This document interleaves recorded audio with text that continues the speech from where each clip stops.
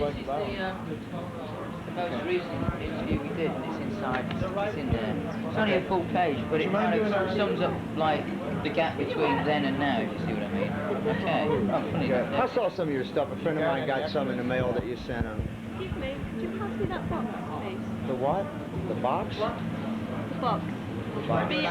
Thank you. Radio ID for the station. Say whatever you like. That makes it legal. Good if you identify yourself. There's that.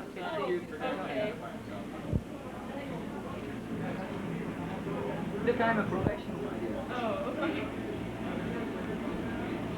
Hi, this is Genesis Orridge of Cycle TV, and always listen to WCBN FM.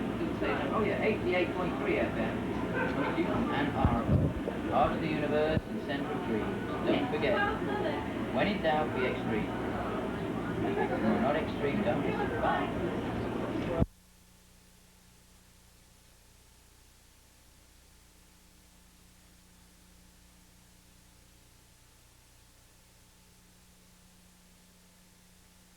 Could you say that when you're in Detroit, that you listen to WDTX radio and you like Mike Halloran? Mike Halloran, is that you? No. Oh, no. That's who I work for. Say it again, W? When you're in Detroit, you listen to WDTX radio and you like Mike Halloran. Hi there, this is Genesis Orridge of Psychic TV, and when I'm in Detroit, I listen to DTX radio. WDTX Radio, and I like Mike Halloran because he's a good guy and he has weird dreams. Okay. Okay. I don't want to ask any really stupid questions like well, everybody that's the end else. of that then. All right. I like stupid questions like what colour underwear do you wear and all that. I don't wear. You don't wear any? No. Mm. First of all, why are you changing?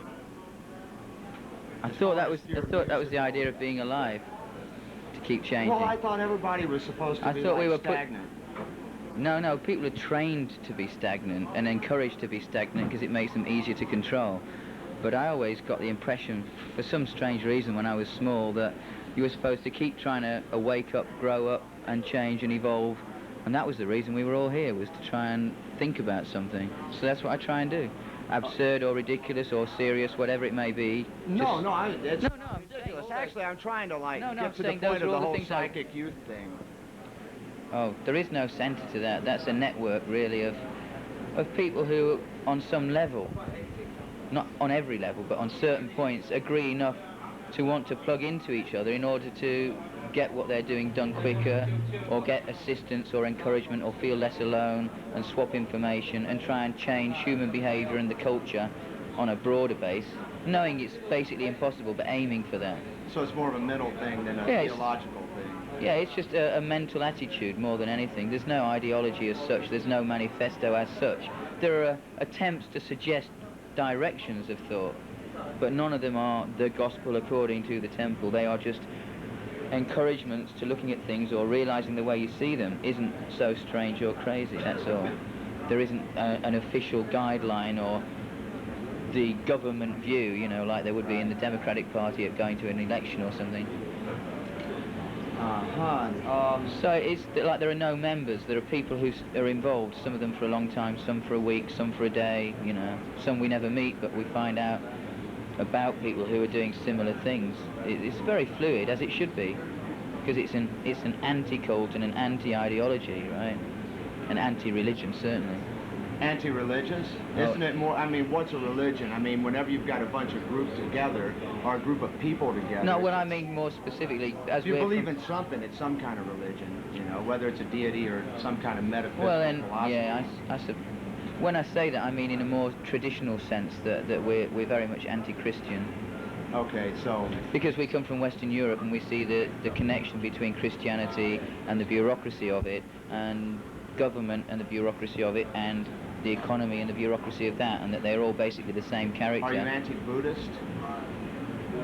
No, no. Why do you pick on Christianity? Because that's what suppressed me when I was a kid, and that's what still tries to suppress me now. You're speaking more or less in It's an terms oppressive of like system. Organized religion, or is in God himself? I'm talking about bureaucratic religion. Oh, bureaucratic religion. Okay, you're speaking basically in terms of the church. Exactly. The church as a force which is basically political and moral. But isn't like a lot of different types of religions revolve around a whole society's full function? You know, look at the Buddhists or the Hindus in India, well, or even the Muslims. I mean, what's wrong, you know? Well, most of our... People need something. No, I think that's not true, actually. I think that's a major problem in Western society, is that we've been completely trained to think we need something. I don't think we need anything. I think the trick is to understand there is nothing, and there is only mortality, and that you're here for a very limited amount of time, and that's the only time you get, and therefore that time should be spent as usefully as you can use it and not wasted. And that's the trick, to know that and not be scared of it. Is that what you're saying? I mean, like with the band? Sure. Does it relate directly? Well, that's what I like, say with my life, and the band is just part of my life. Okay. But it's an expression of, for me, I express myself through it, and so do the others, I hope. Then, to get back, I want to interject a point.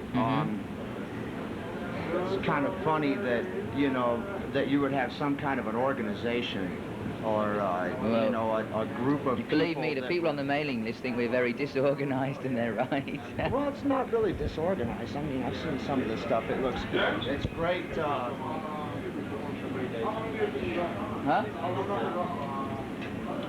7 minutes.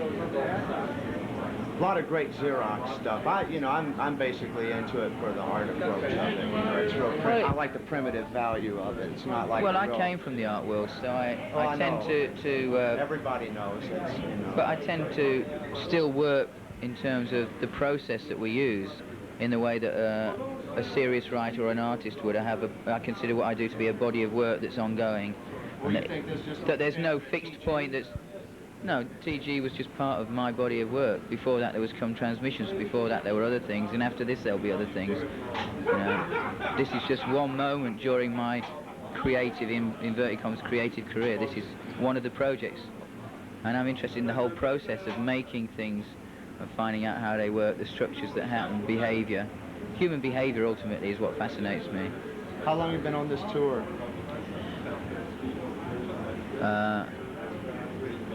13 days, 14 days. Seen anything interesting at all here? Anything psychic? Or psycho? We saw an awful lot of terminal people, burnouts of different types. Well, now, how would you classify a burnout? Somebody who sees... That's kind of a judgment, you know. Yeah, it's a judgment on a physical level. I mean, physically. Yeah. I don't know about their brains. Well, it's got to be a mental level, or you wouldn't. People people standing up and then falling over and shitting themselves in the street, things like that, and just lying there sort of puking. Oh, bums, hobos, those are great people. I didn't say they weren't great. I said that we've seen a lot of burnouts, you know, meaning burned out of society. Okay. Is there anything really wrong with that? I mean, society... Why do you want to make everything right or wrong? I have this argument with it. It's not an either-or universe, you know, it's just a fact. There are a lot of burnouts. There are burnouts everywhere. Maybe I'm a burnout. But for us, it's surprising how many people here, the percentage of mentally and physically damaged, highly damaged people, damaged by the society, in our opinion, there are on the street, as opposed to within any protecting social system, right? In England, because we have the social security and the free national health, it's less visible. It happens, obviously, yeah, but it's less overtly visible, whereas here, it's surprising to see it that visible, and actually that people really do live on the pavement, you know. Oh, yeah, right? you know, I mean, there are tramps, and there are bums This in is England. just personal, but like, you know, to get interviews are a drag, you know, it's a bunch of bullshit. So let me ask you something on a human level. Also, the good one takes 3 hours, right? Yeah, it's a bunch of crap. You ever seen anybody in England dead on the street, or like have their brains blown out, or, you know, anything like that real? No. I have. I saw a guy in England? No, here. Oh, right. In the United States, it's like, you know, in fact, in Detroit, right on Grand River, I saw a guy laying dead last winter. Brains blown out, right on the street. No one cared. People walking by, you know. It took about 20 minutes for the cops to get there. It's not strange in Detroit. No, we've heard it. When we hear about these things, but it's always better to at least smell it, you know, get there and see a bit of it. Obviously, I'm not going around hoping to see a dead body, but just to realise it really can get that cruel. reminds you of where you are and that you're actually quite privileged to travel around. Yeah, I guess so, but I don't know. It's kind of like Celine, you know, you can't really appreciate life until you walk over a dead body, you know. It's like, shows you the reality of where you're at. Not a lot of people see those things, and a lot of people can make value judgments, and a lot of people can set up a lot of different attitudes about things, but they never really have the opportunity to, like, go right out and see death right in front of their face, or see somebody get shot or get stabbed. Or... I've seen people get stabbed. I've seen people get beaten up, and I've seen dead bodies in a morgue when I applied for a job there. But it's not like a crusade to check. No. It's something that I know. I mean, I know as much as I know about it, and I'm aware of what goes on. That's why I do what I do. I hope so. I don't want to contribute to any more cruelty and damage, you know. I want to try and find out if there are ways for human behaviour to become, to me, more rational and more caring. Have you ever thought about what you're going to be doing in the next 10 years, or do you look that far ahead? Oh, I look ahead to at least the concept of being 60 or 70, yeah. Yeah, okay. What do you think? I'll be doing the same thing. Age, or... No. Why should I be? Oh, well, a lot I've done this for 20 are. years and haven't changed. Not in the sense of motivation. Changed in style, but not motivation. So I don't have any qualms about still going on.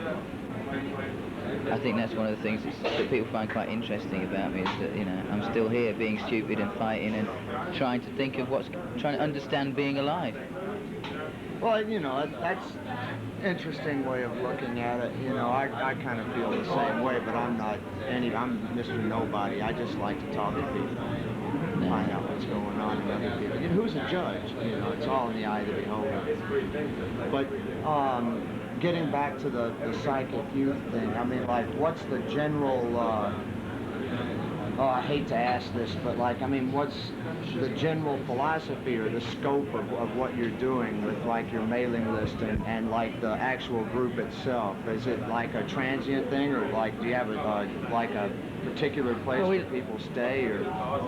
No, we don't have any building. What we'd like to get is a building that works as a kind of alternative museum and arts centre and in-out information centre that would be a library, museum, archive, action space, resource centre. Address that, like, listeners or viewers could, like, write to you? Yeah, it's a post box, and the address is just the BMTOPY, London, WC1 3XX, England.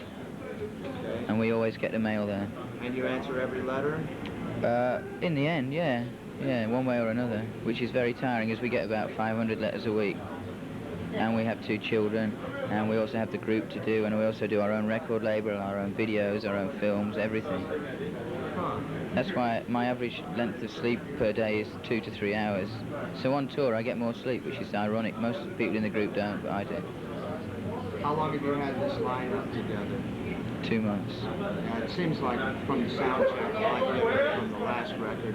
Good. I mean, That's the idea. Like you're trying to go in kind of a, I don't know, fucking commercial or something. Are you out to make money at last, or like reach a broader audience mainly? Propaganda-wise, or? Well, yeah, because I mean, anyone can sell records to the same 5,000 people forever. No, not anyone can sell records. I've been trying for months. Yeah. I get great reviews, but no money. Oh, well, we get bad reviews and sell records. I've read some good reviews. Only of Godstar, probably. Anyway, the point is, it's just not interesting for me to just do what I know I can do. I have to try and find out where else it can go. And I like the idea of making the surface appear more seductive and accessible, but retaining within that a very perverse, twisted view of reality. I mean, even Godstar, everyone goes, what a great pop single, but they forget it's about an unhappy man dying and floating in a swimming pool and being stabbed in the back by his friends. It's not exactly nice on every level, but it feels nice, and it gives an optimistic view, which is quite odd when you think about the subject. And the next record is similar to that. It's about human corruption and the corruption of human behaviour and people being victims again, but it's even more musically accessible. And I'm quite, just at the moment, it's something that fascinates me, the combination of accessible, seductive, quite slick pop music with the continuation of the ideas of human perversion and behavior problems and victimization and the scapegoat. Do you have a release date for your next record? Yeah, the next record is an EP of 4 songs for the price of a normal single. It's called The Magical Mystery Detour. What label? It's on our own label again, Temple Records. But it might get distributed by RCA in America. And MTV have already agreed to take the video that goes with it. What kind of video? Oh, it's great fun. Me floating upside down in a swimming pool trying to You'll sing. get on Sunday nights and you'll get on the 120 show. That's all right. They might cut you off after 30 seconds. They did that to Black Flag. It doesn't matter either. It's more 30 seconds more than before. Well, yeah, that's true. So, Small wedges indoors get bigger holes in the end. You just keep shoving your wedge in there, you know, see what happens. You know, I don't have preconceptions about the result. I just want to see what happens. Because I'm just a nosy old bastard. who isn't? I wouldn't be here if I wasn't either. Damn. Where are you going to from here? Oh, we're going straight. We're going to get straight. I'm trying to do like Right, yeah, I know. the right, you know. Hi guys, the right kind of. Well, we drove here from Toronto this morning, and then as soon as we finish here, we get in the van and drive to Montreal and play tomorrow. So we don't go to bed tonight. So this is like one of your last U.S. gigs or something? Then after Montreal, we do 2 in New York, the Ritz and the Limelight. And then you're going back over? Then we go back to England and finish off the video work that we were doing for the next record and check the artworks are okay and then get it out. I was asked to ask you a couple of questions about some authors. What kind of, who do you read? Do you read like Franz Kafka or? Oh, a long time ago. At the moment, I get very little chance to read anything, but I'm mainly reading books about Brian Jones in the 60s to go with the movie that we're trying to work on, Godstar. Have you ever heard of Charles Bukowski? Oh, yeah. What do you think about Bukowski? He's all right. He's funny. Oh, he's great. Yeah. Still see any of your old friends in TG? I haven't got any old friends that were in TG. No friends? Certainly not. It was that bad? The breakup, or? Oh, yeah. I was just very polite about it. See how isolated we are here in Detroit? No. I made a point of saying nothing about what really went down because it's not really my problem, it's their problem, you know. Yeah, I hate to hear people. And I don't think, I've never read anything in newspapers where groups trying to explain why they don't like each other, and it always sounds stupid because you have to be there and then realise that it's just, you know, pressure. Who wants to like show off somebody else's dirty life? Yeah, exactly. So I made a point of saying nothing about it, but I would say we certainly weren't friends when we split up. That's about it. Do you appreciate any of the other stuff that they're doing, like the Coil stuff? I've made a point of not listening to it so that I don't have to have an opinion because it seems more diplomatic. Who do you listen to? What? Do you listen to anybody, any kind of music? I should have brought a fucking Country Bob and the Blood Farmers record. The only modern groups we listen to, me and Paula, this is, the rest of the band all have different tastes. Paula and I listen to Talking Heads and Prince, and the rest is all old 60s groups, usually very obscure, uncommercial, ridiculous ones. So that we can... 13th Floor Elevator. And Chocolate Watch Band, and Electric Prunes, and all that stuff. The Standells, and then lots of English... Shadows of Night. Right, and English equivalents of that, you know, same sort of things in England that you won't probably have heard of, but the same era. Well, the Trogs, yeah, they were kind of... All of it, all the kitsch, ridiculous... The thing that suddenly dawned on me was that in their naivety, they were coming up with much more radical arrangements and structures for songs than people now, you know, people who sit there going they're radical because they just get feedback. Punk rock fucked everything up. I mean, it's like everything that was cool in 1977 is trying to be worse than what it was in 74. Right, so... It's a bunch of shit. So I think an inevitable result of all this is this, at least brief, remembering of the entire history of pop music instead of only after 70 whatever. Oh, how do you open these bastards? Who's got a gig spanner? Your industrial team. I can't ever do it. Oh, so weak. Who what? It's all relative in the end anyway, Which though. is? All the music, the whole changing situation. I was guilty of the same thing for a while, you know, through TG. I sort of thought, right, this is it, you know, we're anti-music, anti-everything, destroy it all. And then I sort of thought, hang on a minute, I've kind of lost the ability to get pleasure out of it. What? Okay, So I I want to ask suddenly you thought, something. what do I Why actually have you like? gotten so, like, psychedelic? That's the first thing I noticed, is like the last time, or any time I've seen any pictures of you, it's like real kind of drab. And now all of a sudden it's like... fed up of being drab. I suddenly thought, I want to have fun again. I want to be able to be happy and smile, enjoy myself, and prove that you can be intelligent and still have pleasure. You can be intelligent and still be ridiculous, and you can be intelligent and serious and smile and laugh, and even dance, God forbid. And you know what? You can be intelligent and not have to prove it or worry about it. Exactly. So now I don't care. You know how you get all the punk thing of, we don't care? Well, no, we really don't care, because we're just having a good time. And we think what we're doing is getting better in every way. More condensed, more exact, more precise, more pleasurable. And therefore, if it's pleasurable, you're more likely to want to listen to what we're saying, you know? It's like just growing up again and thinking, I'm fed up with going, I hate this and I hate that, and banging your head on the wall to prove that you don't care. You know, it's like, it gets... There's some people that really hate. I mean, you gotta I know there are. If somebody can really hate, you gotta respect But the it. point is that anything, I can only do my bit, right? This is my world I'm in. And everything can become a habit, and being drab and mean and grim became a habit. And I thought, I've got to break it, this habit. So I made a deliberate decision to break it. So you and what I 180 discovered degrees.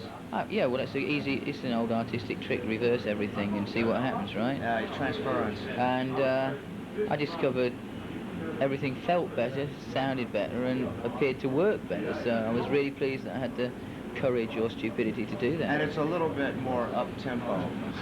Oh yeah, it's musical even. Yeah, hey. You never know. You know what guys happens just might happen. These bastards in the group even tune their guitars. I mean, That's the first fucking real word you've said tonight. Say that again. Bastard. Louder. oh, it's the English way of saying bastard. That's No, Manchester. you're supposed to say bastard. No, I'm from Manchester. We say bastard. Oh, that's We say right. glass, That's right. Proper. glass and brass and grass Glass. and bus instead of bass. Yeah, he's from Liverpool, Dave, the bass guitarist. He's got a real Beatles accent. Well, I'm from Texas. We nearly got there. We were going to play in Texas and I then was it got going to ask scrapped. if you've ever been to Texas. Never. I'd love to. We were hoping we were going to do Houston and Dallas and it got pulled out for some... Oh, it's terrible there. I was there like, I don't know, 4 months ago, and it's shitty. It's Yeah. not what it used to be. So It used to be cool, but like, it's drying up. I mean, all the money's gone, so like, it's not what it is. Oh, heck, we're late now. Well, Sorry. this interview is getting really boring now, and I No, think- it's not, but we've got to go on and do our bit now because they're all panicking. We've got to drive to Montreal afterwards as well. Okay, you don't mind if we follow you guys out the door with Oh, the do you camera know- and make you look really cool? What's that group? What's it called? Spinal Tap. Spinal Tap. We're going to do the Spinal Tap bit. Yeah. Hey. It's your friend. Don't lose it. Oh, you're going to give me this. All right.